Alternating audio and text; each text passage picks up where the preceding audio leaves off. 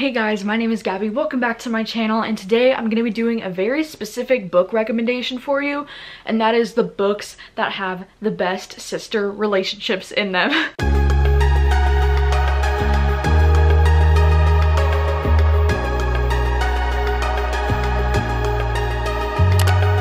Because I don't know, I personally really enjoy reading about books with really strong and complex and interesting sister relationships, and that might be because I have a really good relationship with my sister. We are actually roommates, me and my sister, and we've always been best friends growing up. We're only 2 years apart. I'm 2 years older, and we've just always been each other's best friend. So I feel like I just really love reading about books that have strong sister relationships and cute sister relationships, because it just makes me happy and it makes me relate to the book even more. And I thought maybe there are other humans out there who have sisters and also like reading about sister relationships or just find them fascinating in general. But this stack of books that I have to recommend with really good sister relationships are from a wide range of genres. Like there's some contemporary books in here, there's some classics, there's some thrillers. Like it's a mixed bag, so there's something for everyone, I think.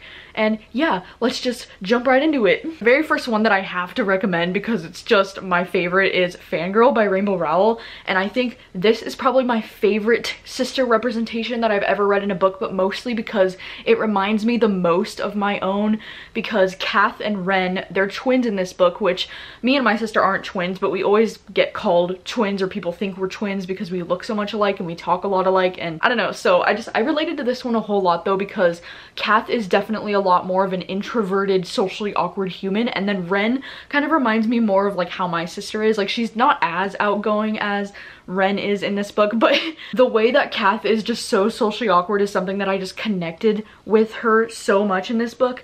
And the fact that her and her sister actually used to write fan fiction together is something that me and my sister used to do as well. So I just find so many things relatable about this book. I also love Kath's relationship with her dad in this book, but that's for another video, I guess. But I really love the sister relationship in this book. It is so freaking cute. Another one that's kind of like a classic obvious thing is Little Women, because this one follows the four sisters who are the March sisters, and Jo March is another one of my most relatable characters of all time. And I just really love and adore all four of these sisters in this book, and I love how different and unique they all are. And even though this book is a classic, I feel like it just holds up so well to today. And the way that this book talks about feminism so far back in the day, you know, because this was like right around like Civil War era times. And I just like love and adore this family so much, and the sister relationship in this book is just phenomenal. It's so good. Next up we have The Nightingale by Kristen Hanna, which this one is like a World War II historical fiction novel, and it mainly follows these two sisters, Isabel and Vianne. And Isabel is more on the side of like she wants to be active and like actively do something about the war, whereas Vianne is just like okay with being like home and with the kids kind of thing. And I like that we get both of their point of views in this book, because they are very different, but they also just have such a strong relationship still, and their relationship is so beautiful to read about. And the things that their family goes through in this book is just unimaginable and heartbreaking, and this is one of the saddest books that I've ever read. But I appreciated this book even more because of the strong sister relationship that we see in this book. One of my favorite books that I've read twice this year so far is Long Bright River by Liz Moore, and this one is a literary mystery thriller kind of book. I would say it definitely feels more literary fiction with like a slow burning mystery as opposed to thriller, but I guess it could be categorized as either or. And this one follows this girl who is a cop, and she's working in Philadelphia where the opioids crisis is kind of getting out of control, and her sister is actually a drug addict who's like living out on the streets, and her sister has gone missing. She can't seem to find her, and she doesn't know where she is. And so this book is kind of about her trying to track down her sister and figure out what happened to her. And I think this sister relationship is definitely very interesting and complex and a lot different than the other ones, because they don't have the best relationship, because one of the sisters is a drug addict. So it kind of talks about how when you're related to someone who has a serious drug addiction, how much of a toll it can take on your heart and your life, and how hard it is on the whole family, but especially your sister, like someone you're really close to. I can't even put into words why I enjoy it so much. I don't even know honestly why, but I just love it so much. I've read this book twice this year. It's just phenomenal. It's written so well and it just really gets to me. On a brighter note, one of my favorite romances that features a really great sister relationship is The Unhoneymooners by Christina Lauren, because this book follows these two girls who are twins, Olive and Amy. This book is mostly a romance, obviously. It doesn't focus very heavily on the sister relationship in this, but the sister relationship in this book is so freaking cute and I just love it so much. And Olive is another one of those main characters that I just really relate to a whole lot, because she just kind of has this like pessimistic, negative attitude and everybody calls her a buzzkill all the time, and I just related to her so much because I've never read a romance where the female lead is like the negative, pessimistic character and then the guy is more of like the hopeful optimist. You know, it's just not something you see often in romances, so I just really enjoyed Olive's character for that reason. And yeah, her twin sister relationship with Amy is just like the cutest and I just adore them so much. Another one of my recent favorite romances that also have really great sister relationships is Get a Life Chloe Brown and Take a Hint Dani Brown, and these are the first 2 books in a series of 3, and each one of the books follows a different sister. So in this book we're following Chloe Brown and then Dani Brown, and then the youngest sister is getting her book next year. But this series is so cute, and this is a book series that I just recently read during Romanceathon, and I just think that these books are absolutely adorable and I love both of these sisters so much. I think I personally relate to Dani's character a little bit more than Chloe, but I love both of them and I love the fact that they're included in each other's stories and like their sister relationship is just so cute. I think the reason though why I relate to Dani's character a little bit more is because she is an English professor, which holy shit, that is such a cool job and that is like life goals. But then she also just has this like hesitation about relationships and she's more comfortable being independent because she doesn't want to put anybody above her career or her family, and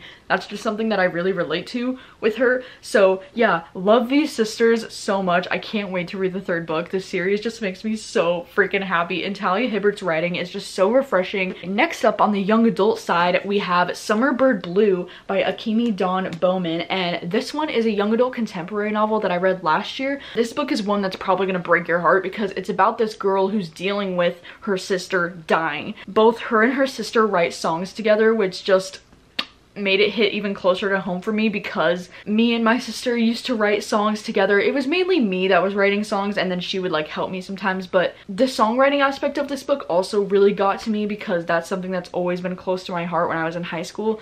But it's about this girl who's like in high school and her sister dies in a car accident with her, and she has to figure out how to live her life without her sister who's like her other half. And this book was just absolutely tragic because I felt like I related to it so much because my sister is my closest friend. And the main character in this book is asexual and she's from Washington, but this book takes place in Hawaii. So there was a lot of different things that I really related to and enjoyed about this book. And there's a lot of great discussion in this book about how much pressure there is when you're 18 years old to like make decisions about the rest of your life. And I don't know, this is one of those young adult books that just really hit home for me and I just related to it a whole lot. And yeah, there's a really great sister relationship at the center of this book. Another young adult book that I just very recently finished is Clap When You Land by Elizabeth Acevedo, and this one has a really beautiful sister relationship that is unique because the sisters don't even know that the other one exists, and it's about how their father is on this plane that crashes and he dies when he's on the way to the other family, and they didn't know that their dad was like living this double life, and they didn't know that they had a sister across the globe that was there this whole time. And it's kind of about them reaching out to each other and discovering that they exist, and it's such a beautiful story. This book is written in verse like some of Elizabeth Acevedo's other books are, and this one in particular just really stood out to me as something special. I really loved the sister relationship in this one. It was so beautiful and it nearly made me cry because the death of a parent is something that I really struggle with reading because I cannot even possibly imagine going through something like that. So this book was beautiful. Really loved it. Highly recommend it. One book that's kind of like a historical fiction book that also has a really great sister relationship is Miss Everything by Jennifer Weiner. And I don't know if this book is like inspired by Little Women, but I feel like it is because the main characters are named Jo and Bethy, which like, is that a coincidence? I don't know. Jo's character is very much like Jo March because she's very feminist and she cares about activism, and she's living in the 1960s in this book. So this one's kind of a historical fiction novel about these two sisters growing up in the 60s, and then it just kind of follows through the rest of their lives kind of. This book is beautiful. It's really, really good. Again, the sister relationship is just amazing in this book. We also have If Only I Could Tell You by Hannah Beckerman, and this book is one of those books that will make you bawl your eyes out, just warning you. It's a really, really sad adult contemporary story about this family, and the sister relationship in this book is really complicated because the sisters have not spoken to each other in like decades, I want to say, since they were teenagers. And then this story picks up when they're adults, and it's about their mom who's desperately trying to get her daughters to like speak to each other again. I don't know why this book kind of gives me the same sad vibes as like This Is Us. Like, it definitely reminded me a lot of This Is Us, like at least with like their family dynamics and the way that they've had some issues in their family. The sister relationship is very beautiful, as well as like the mother and daughter relationship is really great in this one. And the last two books that I wanted to mention are both thriller books. So that's going to be Pretty Girls by Karen Slaughter and The Good Daughter by Karen Slaughter. And these books both have really great sister relationships at the center of them, which is something that I love about Karen Slaughter's thrillers. But you should also know that both of these books are some of the darkest shit that I've ever read in my life, and I think I'm still emotionally scarred by all the shit that I read in these books. This book especially, though, it follows these two sisters who haven't spoken in over 20 years.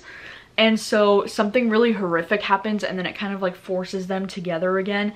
And the horrific things that their family has gone through is absolutely unimaginable, like freaking so awful. And so I just really felt a lot for them. And this is like the only thriller novel that has ever made me bawl my eyes out. Like, I cried so much reading Pretty Girls. It's kind of insane. Reading this book was very hard. It was not easy at all. And then The Good Daughter, I feel like Pretty Girls, I prefer this one over The Good Daughter, but they're both really good and really unique.